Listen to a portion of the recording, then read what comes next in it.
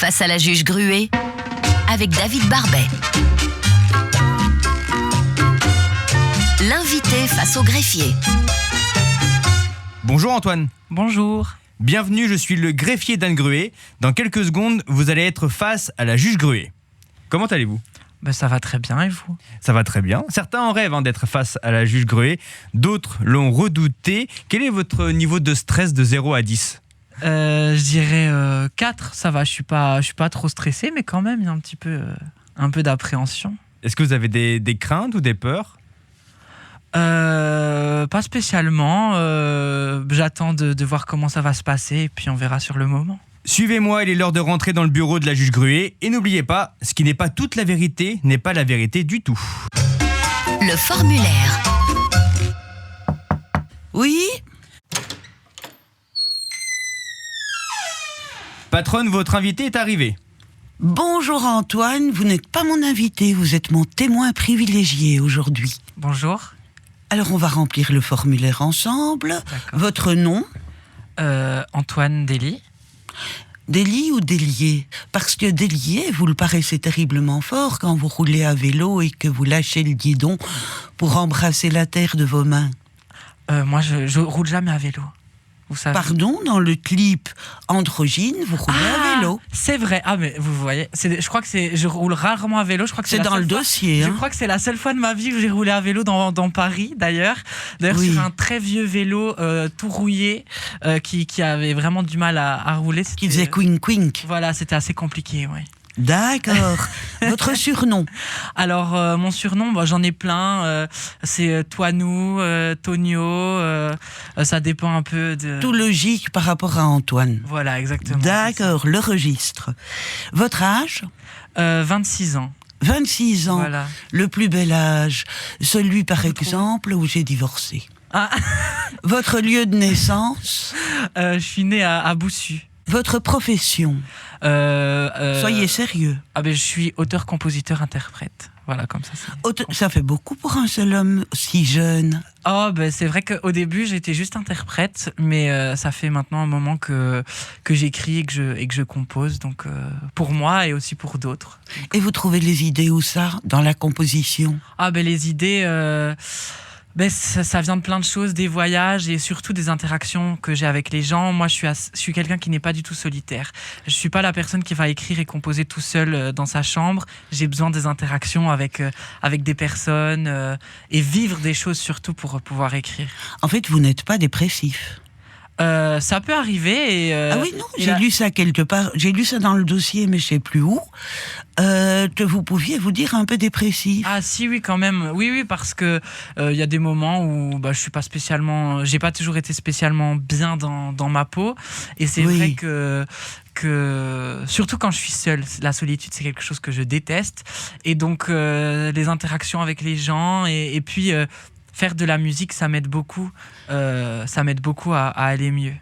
D'accord. Alors, votre signe astrologique ? Alors, vous voulez la totalité ? Parce que je peux tout vous donner. Hein. Alors, non, il ne faut pas tout me donner. Il faut me donner simplement... Le signe solaire. Le signe solaire, le signe du zodiaque ? Alors, c'est Sagittaire. Oui. Et Sagittaire, ça évoque quoi pour vous ? Mais Sagittaire, pour moi, c'est celui qui fonce, mais pas comme le Bélier. Hein. Il réfléchit quand même un peu. D'accord. Il sait ce qu'il veut. Voilà, il fonce dans la vie. Et voilà, c'est beaucoup de caractère. Et il est assez, effectivement, un peu des deux.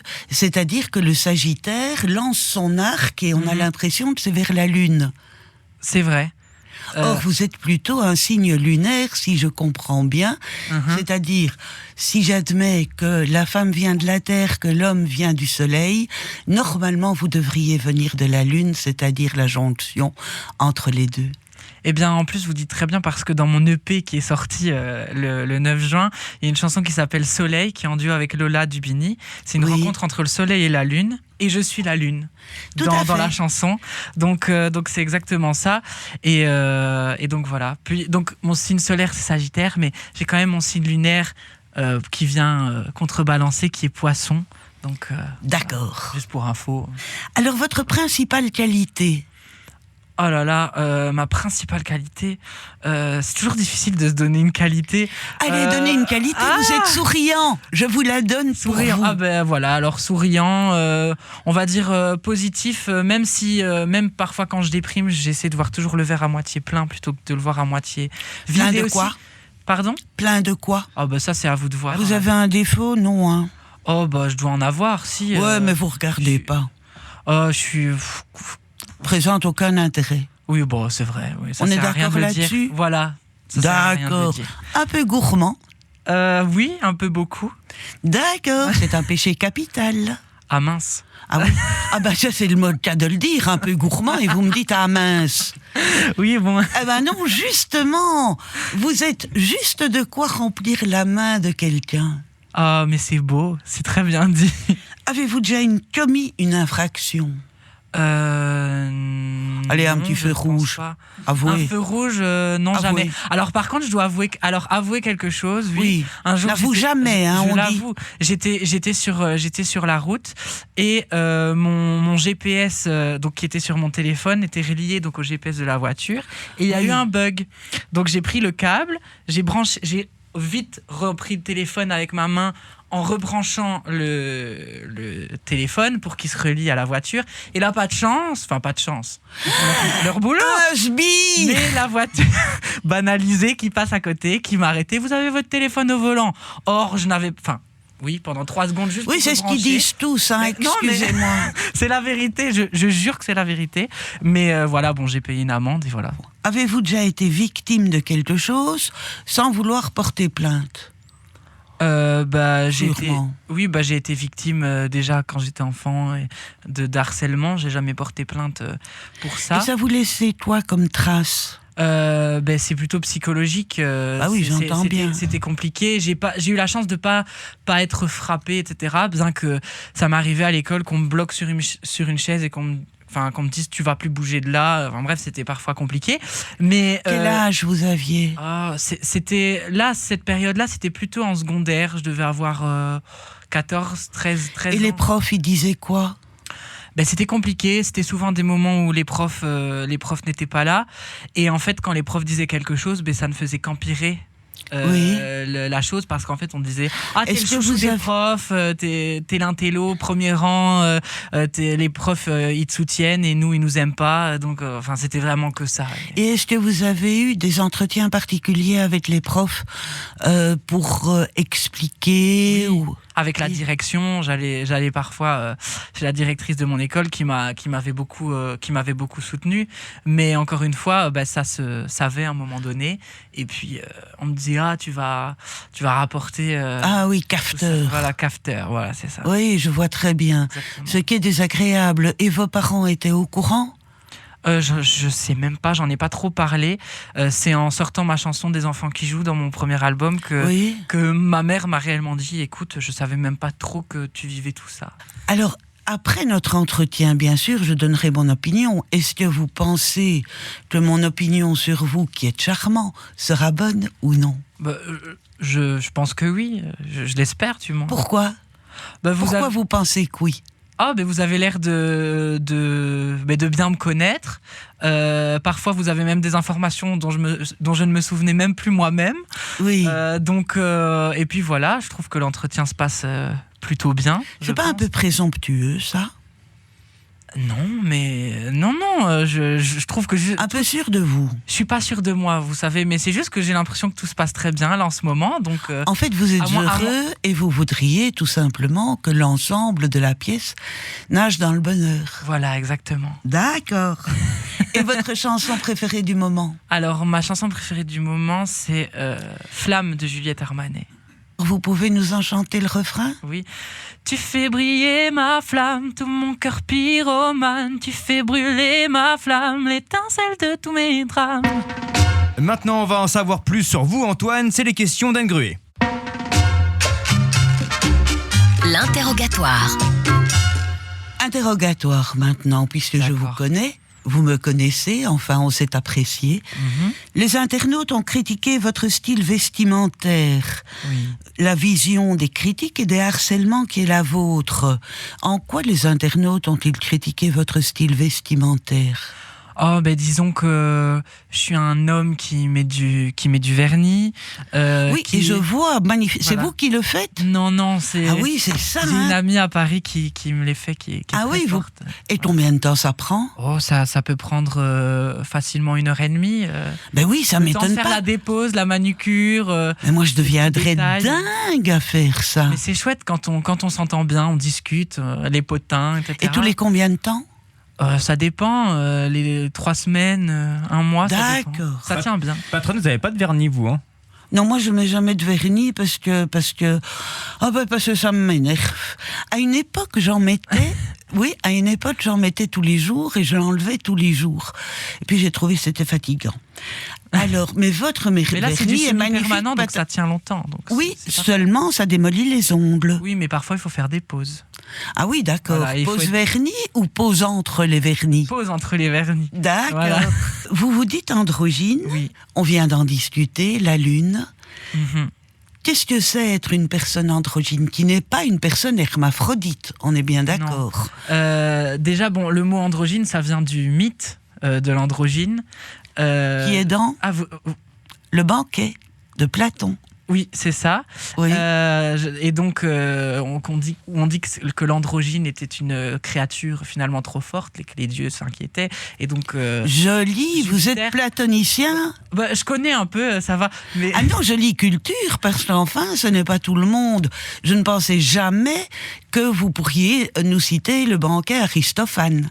Ben si, enfin voilà, ça fait partie des cours que j'ai eu à l'école. On félicitera votre prof. Ah ben voilà, Bon, alors racontez-nous. Ah voilà, et donc du coup les dieux se sont dit ils deviennent trop forts, et donc Zeus, Jupiter, a décidé donc de lancer la foudre sur la créature androgyne et a divisé l'androgyne en deux, l'homme et la femme.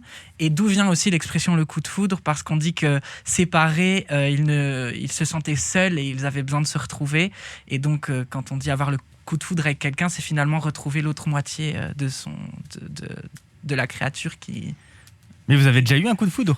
Moi, Dites ça va, qui Excusez-moi, pose les patronne. questions Alors, ici? moi, C'est quand même considérable. moi, on va dire déjà, je suis à moitié d'accord avec ce que je viens de raconter, parce qu'on dit l'homme et la femme. Bon, moi, je crois que 2 hommes ou 2 femmes peuvent avoir un coup de foudre aussi. Mais du coup, d'où mon côté androgyne. Moi aussi, c'est important pour moi d'affirmer autant mon côté féminin que masculin dans ma personnalité, parce que je trouve qu'on a tous un peu des deux finalement.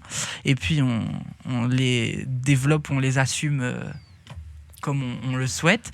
Mais moi, un coup de foudre, oui, j'en ai déjà eu. Je pense 2 vrais coups de foudre dans ma vie. Ouais. Et comment est-ce qu'on associe 2 vrais coups de foudre? Parce que vous venez de très bien expliquer que l'homme et la femme ne forment qu'un.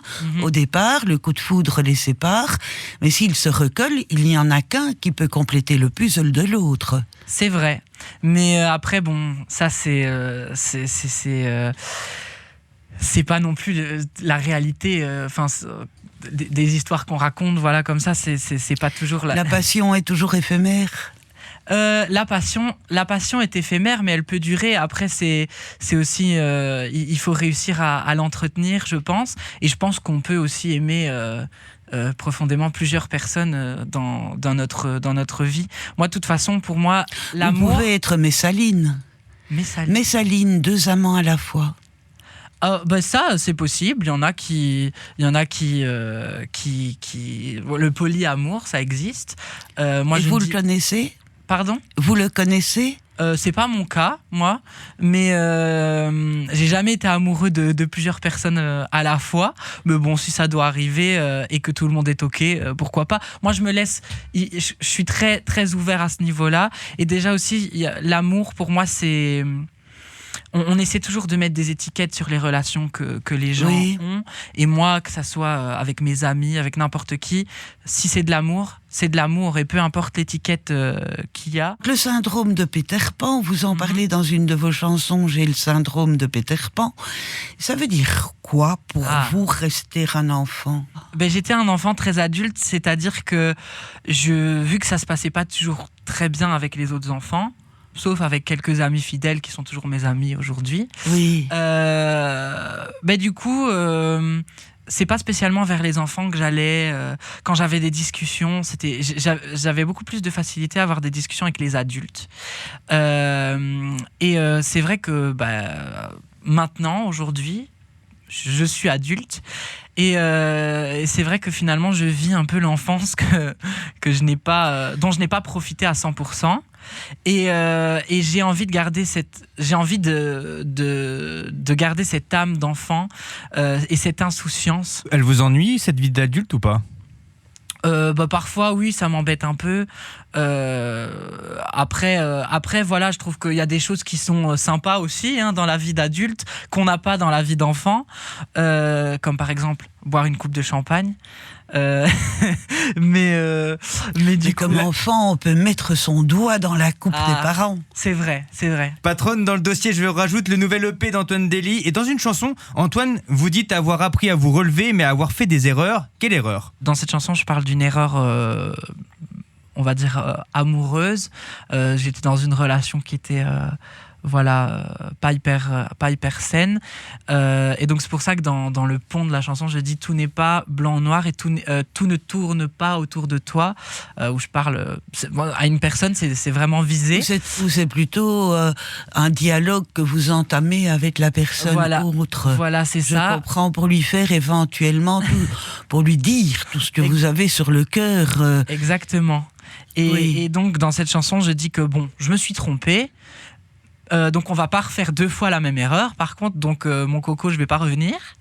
Mais par contre, je ne regrette rien parce que c'est en se plantant qu'on fait ses racines, et c'est justement ces erreurs-là qui nous aident à grandir et à se relever. Parce que si on ne tombe pas, on ne peut pas se relever. Et donc cette chanson est partie de ça, mais après c'est évidemment valable pour toutes les situations dans la vie dans lesquelles on peut tomber. Ce serait peut-être une chanson qu'on pourrait faire écouter en boucle à toutes les personnes qui ont des relations toxiques, ce qui est évidemment une des plus grandes causes de la dissension dans les couples. Souvent, que ce soit l'homme ou la femme, l'un des deux est toxique pour l'autre, et ça finit par des coups, souvent. Par des coups, voire par des choses graves. Et c'est vrai qu'en plus, quand on est dans ce genre de situation, c'est difficile d'en sortir, parce que même quand les gens autour de nous disent non mais tu te rends pas compte, c'est pas bon, nous on a l'impression que la personne en face de nous est finalement est quelqu'un de parfait pour nous, et quelqu'un de parfait tout court, et on ne s'en rend pas spécialement compte. Parce qu'il vous tient. Voilà, exactement, c'est ça. Il vous tient comment ? C'est... Non, mais en disant quoi ? Qu'est-ce qui fait que vous y revenez ? Ça, c'est la bonne question. Encore aujourd'hui, je ne peux pas répondre à cette question, parce que parfois, je me dis aujourd'hui, mais comment j'ai fait pour supporter ça ? Et à l'époque, je crois que je me posais pas la question. D'accord. Je me disais, j'aime, c'est tout. J'aime, c'est tout. Pourquoi ? Parce qu'il faisait bien l'amour. Parce que... Ah mais oui, mais c'est une des raisons, hein. Ça, voilà. Vous répondez par oui, par non ou par peut-être, hein. Peut-être, mais du coup... C'est plutôt oui, ça peut-être. Quand on dit non peut-être en Belgique, ça veut dire plutôt oui, je pense, non ? Oui. Ça veut dire oui, certainement. Voilà. En fait. Mais du coup, oui, c'est aussi la manipulation. Hein. On vous donne comme surnom, paraît-il, le Elton John francophone. C'est donné par Michel Drucker. Alors, vous me dites juste le titre fétiche pour vous d'Elton John. Ma chanson préférée, ça... Non, chantez. It's a little bit funny, this feeling inside. Antoine, maintenant, il est l'heure de la saisie. La saisie. J'ai récupéré vos effets personnels. Je vais les dévoiler à la juge Gruet pour qu'on analyse tout ça, patronne. Non, je prends moi-même. C'est un sac. Aïe. Voici le sac. Qu'est-ce qu'il y a dans mon sac ? On ne le sait plus. Ah, mais on oublie. Ah non ! Qu'est-ce qu'il y a dans le sac ? Moche !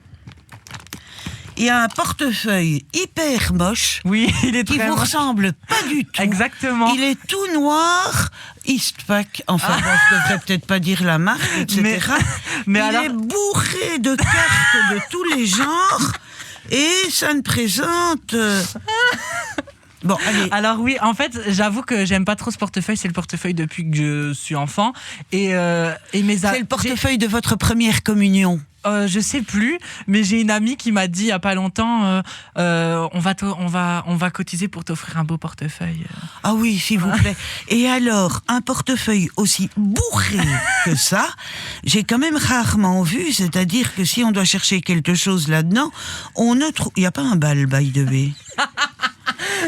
Il y a beaucoup de cartes de fidélité, non? C'est quoi? Il y a beaucoup de cartes dans le portefeuille. Oui, c'est beaucoup de cartes. Alors déjà, les cartes de banque en France, en Belgique, les cartes, parce qu'en France, on a la carte vitale. Tout n'est pas sur la carte d'identité. Donc voilà, puis oui, j'ai pas mal de cartes de visite. Quand quelqu'un me donne une carte de visite, je la mets et puis voilà. Oui, et puis vous regardez plus, parce que ça, c'est le genre de portefeuille dans lequel on regarde jamais. Oui, voilà, Il c'est y a ça. la carte d'identité d'un côté, la carte vitale de l'autre, qui sont les seuls accessibles, et le reste, ça vaut même pas la peine d'y penser. Écoutez, mon petit Antoine, vous allez me faire le plaisir de jeter tout ça. Autant le sac est beau, autant son contenu ne vaut pas la peine. Oh là là. Non, le portefeuille, je suis désolée. Il y avait c'est- quand même une bonne crème pour les mains, de l'huile J'ai pour les vu. cuticules, pour les ongles. Oui, j'ai voilà. vu qu'il y avait bien. une crème pour les mains, etc. Je me suis dit, bon, ça, chez moi, chez moi, pas. Si je comprends bien, votre téléphone, c'est la même chose que votre portefeuille. Exactement. Il y a plein de C'est choses le bazar. dedans, et en fait, ça vous sert à rien. Alors, pourquoi avoir s'encombrer? Ça vous arrive souvent de vous encombrer? Dis, ça va, donnez-moi un peu ce téléphone ici, tout de suite. Comment ça se fait que vous vous encombrez de choses inutiles? Je sais pas, c'est toujours comme ça, moi. C'est comme quand je pars en voyage, je garde tout. C'est tout est synonyme. Vous avez le syndrome de Diogène, outre celui de Peter Pan? Ah ben je pense, oui. Ben, j'aime pas me débarrasser des choses et j'aime. Je sais pas, tout est un souvenir. Et pour moi. pourtant, c'est comme dans la chanson de Ferré, tout s'en va, même les plus chouettes souvenirs. À la galerie, je farfouille dans les rayons de la mort. Il faut jeter tout ça, hein. Il faut Ouais, vivre. peut-être. Ah mais moi je vis. Il faut hein. être léger. Ah mais je ne vis pas dans le passé par contre. Mais par contre le passé m'a. Le passé vous colle à la peau. Ouais, mais voilà, j'aime bien ça. Voilà. Oui, Ça mais me je dérange comprends. Mais vous regardez jamais. pas. Vous ne Parfois. savez pas jeter, mais vous ne savez pas ce que vous avez. Si, parfois ça peut m'arriver et de retomber par surprise sur quelque chose et me dire Quel est tiens. le truc auquel vous tenez le plus dans votre sac? Alors faut que je regarde. Ah bah attendez, il est minuscule ce sac et vous ne savez même pas ce qu'il y a dedans. Faut pas se demander. La chose à laquelle je tiens le plus, en fait, c'est des choses très importantes parce que les clés, je peux pas rentrer chez moi, les passeports, etc. C'est important, mais il n'y a pas vraiment de choses auxquelles je tiens. Je dirais peut-être s'il y a une photo, si je la retrouve, il doit y avoir une photo de mon filleul, de ma nièce, même peut-être de ma maman. On va dire que c'est peut-être les choses. Auquel vous tenez le plus. Il n'y a pas une médaille de Sainte-Rita, par exemple? Ah si, il y a plusieurs médailles. Voilà, non, il y a un petit un signet Sainte-Rita. Voilà. J'ai les médailles de Notre-Dame de Lourdes, parce qu'en fait, il faut savoir que j'allais à Lourdes chaque année. Pas que je suis spécialement croyant, mais j'allais pour donner Pour à manger. remplacer les lunettes. Je donnais à manger aux malades, je m'occupais d'eux, et c'était Oui. vraiment le sourire des malades c'était vraiment beaucoup de travail toute la semaine, parce qu'on se levait très tôt, on se couchait très tard, mais c'était une bouffée d'oxygène pendant une semaine chaque année. Et parfois, il y a des malades qui m'avaient donné donc une médaille, donc Notre-Dame de Lourdes, Saint-Antoine aussi. Et puis un Oui. jour, quelqu'un qui m'a donné Sainte-Rita, donc la sainte des causes désespérées. Donc je ne sais pas comment je devais le prendre. Très bien, mais ça très peut toujours bien. servir, voilà. C'est pas que ça peut toujours servir, c'est que ça se prend très bien. Sainte-Rita est la patronne qu'il faut garder. On est tous quelque part une cause désespérée. En C'est quoi vrai. vous êtes une cause désespérée? En quoi je suis une cause désespérée? Oui. Parfois, dans certaines situations où je suis un peu incontrôlable et où j'arrive même pas moi-même à contrôler mes faits et gestes, je me dis oh là là, Antoine, t'es vraiment c'était une cause désespérée, quoi. Je suis parfois, voilà, c'est un peu dans ma personnalité, quoi. Après, c'est pas spécialement mauvais, hein. C'est l'heure du compte-rendu de la patronne. Le jugement. Merci Antoine d'avoir répondu. Il est maintenant l'heure du compte-rendu de l'entretien. Puis-je vous demander un instant de silence? La patronne réfléchit. Face à la juge Gruet. Patronne, c'est à vous. Je vous remercie. Eh bien, Antoine, vous êtes charmant. Je vous libère. Je vous laisse aller vers d'autres cieux, vers d'autres interviews, vers d'autres rencontres. Merci beaucoup. Tout en sachant que votre regard lumineux, grâce à ce petit strass sur les paupières, mais grâce surtout au sourire qui se trouve en dessous, votre nez me fait peut-être penser à celui de Pinocchio. Il ne s'allonge pas vraiment quand vous mentez. Vous n'avez pas menti. Le nez ne s'est pas allongé. Vous avez été sincère, honnête, et je crois que vous avez beaucoup travaillé sur vous-même pour apprendre à dire les choses clairement et ne pas avoir peur de les dire. Donc je vous félicite pour ce travail qu'à 26 ans vous avez fait, qui est probablement dû aussi à votre entourage, pour oser, parce que c'est quelque chose d'oser se présenter autrement dans le monde d'aujourd'hui où tout le monde est généralement conforme à un petit pot de yaourt dans un rayon des grandes surfaces. Donc, vous éclatez, c'est-à-dire vous éclatez de lumière. Et je crois qu'il est important que vous vous montriez, que vous ne vous cachiez pas, quoi que vous puissiez dire, quoi que vous puissiez faire, il faut rester cette lumière qui finalement renvoie celle de la lune. Je pense que vous avez tout le monde vous l'a dit certainement, vous avez une voix superbe que vous devez porter dans les nues pour que tout le monde puisse l'entendre et en profiter. Votre chant sur Handel a été, pour moi, remarquable, mais il faut dire qu'Handel est plus de ma génération que les autres chansons que vous avez présentées. Par contre, quelque chose que j'ai admiré chez vous, c'est votre à 26 ans, votre connaissance de la psychologie. Et je vous soupçonne très fortement de bien aimer la compagnie des psychiatres ou psychologues pour discuter avec eux, en apprendre quelque chose, mais également leur donner quelque chose, parce que vous êtes une personnalité qui est, on peut dire comme ça, unique. Il y a votre nez qui est en train de jouer les sorcières bien-aimées. Mon nez. Vous voyez la sorcière bien. Oui. Ma sorcière bien-aimée. Oui, je vois. Il est en train de faire comme ça de plaisir, de bouger de plaisir. Merci et beaucoup. Donc je suis contente parce que vous avez dit quelque chose de très important sur Lourdes notamment, c'est-à-dire le sourire des gens. Qu'est-ce que ça vous fait? Ce sera ma dernière question.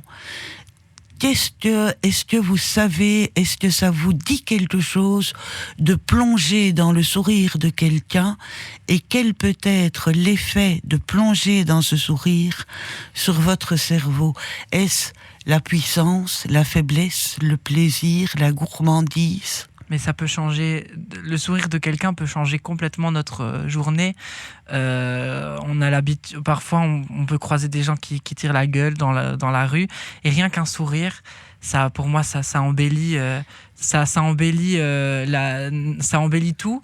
Et moi, quand je vois quelqu'un sourire, évidemment que ça a un impact sur mes émotions. Est-ce que donc ça a un effet sur vous? Ça a un effet, donc, est-ce que vous cherchez à faire sourire les gens? Ça dépend. Parfois, on peut avoir un sourire de quelqu'un qu'on n'attendait pas, oui. Qui fait plaisir. Et en même temps, parfois, on fait tout pour faire sourire les gens. Par exemple, pourquoi faire sourire quelqu'un qui n'est pas spécialement bien, quelqu'un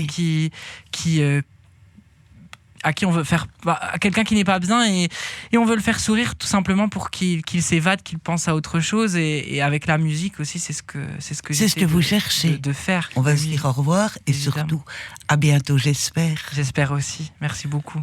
Antoine, une réaction suite à votre jugement?